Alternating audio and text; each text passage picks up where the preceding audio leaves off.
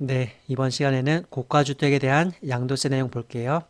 제일 먼저 고가주택에 대한 비과세 기준금액은 얼마인지 확인하고, 그리고 고가주택에 대한 양도세 계산 방식은 일반적인 경우와 어떻게 다른지 확인할게요.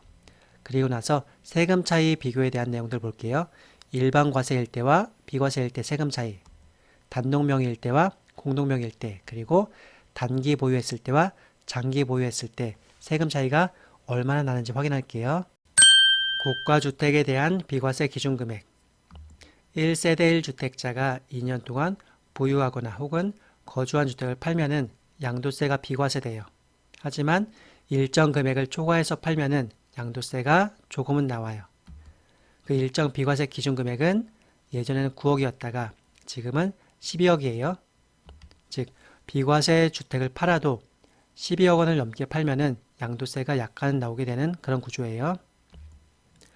부부 공동명의 주택은 고가주택 여부를 어떻게 판단할까요? 공동명의 주택을 16억에 팔았어요. 부부 각자 기준으로 보면은 8억에 판 거잖아요. 그렇다면은 비과세 기준금액 12억보다 각자가 작으니까 둘 다 양도세가 아예 없을까요? 그게 아니라 소요 지분에 관계없이 1주택 전체를 기준으로 판단한대요. 즉, 전체 얼마였죠? 16억. 전체 금액이 기준금액보다 높으면은 고가주택에 해당돼서 양도세가 나오는 거예요. 부담부 증여 시에 고가주택 판단도 같이 한번 볼게요. 대출이 6억 끼어 있는 아파트를 16억에 부담부 증여했어요. 이때 대출에 대해서는 양도로 보게 되고, 즉 양도 가액이 6억인 거예요. 그렇다면은 비과세 기준금액 12억보다 양도 금액이 더 작으니까 양도세가 안 나올까 보면은 일부만 이전하든 또는 부담부 증여로 이전하든 상관없이 1주택 전체를 기준으로 고가주택 여부를 판단해요. 고가주택 비과세 기준금액은 지금은 12억이다 라는 거예요. 고가주택에 대한 양도세 계산. 비과세 대상 주택을 팔아도 양도 가액이 12억 원을 초과하면은 일정 부분 양도세가 나와요. 어떻게 계산하는지 한번 볼게요. 먼저 고가주택에 대한 전체적인 양도 차익을 구하고 그 중에서 비과세 되는 건 빼고 과세되는 부분만 따로 뽑아내는 거예요. 5억에 산 아파트를 15억에 팔았어요. 그럼 양도 차익이 10억이죠. 여기에서 비과세 되는 건 빼고 과세되는 것만 이렇게 발라내는 거예요. 어떻게? 양도 차익에서 12억 원을 초과하는 양도 금액의 비율로, 다시 한번 양도 차익에서 비과세 기준금액 12억 원을 초과하는 양도 가액의 비율로 이렇게 뽑아내는 거예요. 그러면은 이 경우에는 과세되는 양도 차익이 2억 나왔어요. 그 다음에 과세되는 양도 차익이 나왔으면은 여기에 장기 보유 특별 공제를 빼주면은 양도 소득이 나와요. 장기 보유 공제 얼마죠? 보유기간 40%, 거주기간 40%, 그래서 최대 80%의 공제율이 적용될 수가 있어요. 부부 공동명의 주택에 대해서는 어떻게 계산할까요? 앞의 과정은 똑같아요. 전체 양도 차익을 구하고 과세되는 양도 차익을 뽑아내요. 그 다음에 소유자별 지분율을 곱해서 각자의 양도세 계산하는 거예요. 지금 앞의 과정에서 과세되는 양도 차익이 2억이었죠? 여기에다가 각자 소유자별 지분율을 곱하면은 각자의 양도 차익이 1억이에요. 이걸 가지고 양도세 계산하는 거예요. 비과세일 때와 일반 과세일 때 양도세 비교. 주택이 비과세 대상 주택에 해당되면은 세금 차이가 많이 날까요? 이런 경우에서 볼게요. 5억 원에 취득한 주택을 10년 동안 거주하다가 15억에 팔았어요. 일반 과세일 때와 비과세일 때 세금 차이가 얼마나 날까요?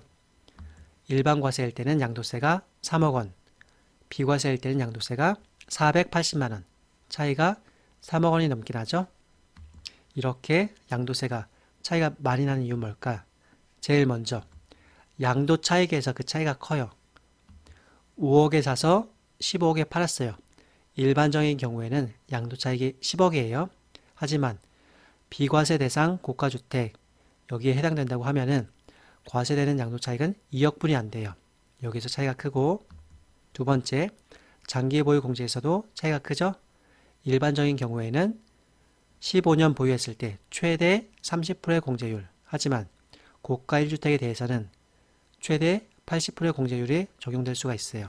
이렇게 양도 차익과 장기 보유 그 적용된 금액의 차이로 인해서 과세 표준이 많이 낮아지고, 그래서 이렇게 세금 차이가 3억 원이 넘게 나는 거예요. 단독 명의일 때와 공동 명의일 때 양도세 비교. 5억 원에 취득한 아파트를 10년 동안 거주하다가 15억에 팔았어요. 해당 주택은 비과세 요건을 충족했어요. 이때 단독 명의일 때와 공동 명의일 때 양도세 차이가 얼마나 날까요? 단독 명의로 팔았으면은 양도세가 480만 원, 공동 명의로 팔았으면은 2명 합쳐서 양도세가 300만 원 나왔어요. 약간이지만 차이가 있어요. 왜 이렇게 차이가 날까요? 먼저 공동 명의는 각자 양도세 계산해요. 단독 명의일 때는 양도차익 2억에 대해서 한 명에 대해서 계산하지만, 공동 명의는 각자의 양도차익 1억 원에 대해서 계산을 하기 때문에 그래서 차이가 나고, 즉 이렇게 과세되는 양도차익이 2억이었어요. 단독 명의는 2억에 대해서 한 명 걸 계산하지만, 공동 명의라고 하면은 50%씩 이렇게 뿌린 걸 기준으로 각자 1억 원을 기준으로 양도세를 계산해요. 그리고 양도소득을 계산할 때 기본공제 250만 원이 있죠? 단독 명의는 이 기본공제를 한 번만 적용하지만 공동 명의는 250만 원을 각각 적용할 수가 있어요. 그래서 세금 차이가 약간이긴 하지만 났어요. 단기일 때와 장기일 때의 양도세 비교. 5억 원에 취득한 아파트를 비과세 요건을 갖춰서 15억에 팔았어요. 이때 기간에 따른 세금 차이를 한번 볼게요. 3년 동안 보유 거주했을 때, 또 5년, 8년, 10년 동안 보유 거주했을 때 세금 차이가 얼마나 날지 볼게요. 해당 아파트에 3년 동안 거주하다가 팔면은 양도세가 4천만 원이에요. 5년 동안 거주하면은 2,800만 원. 8년 동안 거주했으면은 1,200만 원. 10년 동안 보유 거주했으면은 양도세가 480만 원. 많이 줄어들죠? 양도세가 이렇게 차이가 나는 이유는 뭘까요? 바로 장기 보유 특별 공제가 있어서 그렇죠. 보유 기간에 따른 공제율, 거주 기간에 따른 공제율 최대 80%, 즉 3년 동안 보유 거주했을 때는 24%의 공제율이었지만 5년, 8년, 10년 될수록 점점 공제율이 높아지기 때문에 그래서 세금이 이렇게 낮아지는 거예요. 네, 오늘은 고가주택에 대한 양도세 내용들 같이 한번 살펴봤습니다. 감사합니다.